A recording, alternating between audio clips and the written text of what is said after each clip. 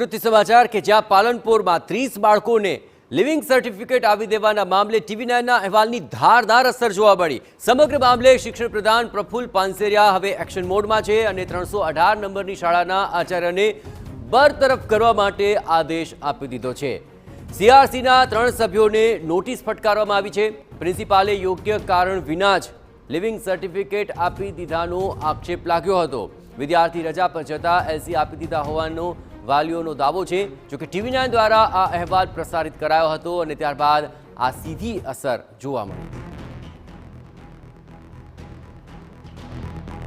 આ પ્રિન્સિપાલે ગરીબ બાળકોને LC આપી દીધા છે અને આ એક સહન ન થાય એવું કૃત્ય જે આચાર્યએ કર્યું છે। એટલે તુરંત જ મેં શાસનાધિકારી મેહુલભાઈને સૂચના આપી। જિલ્લા શિક્ષણ સમિતિના નગર પ્રાથમિક શિક્ષણ સમિતિના અધ્યક્ષ કાપડિયાભાઈ સાથે રહીને એ આચાર્યને બરતરફ કરી દેવામાં આવ્યો છે।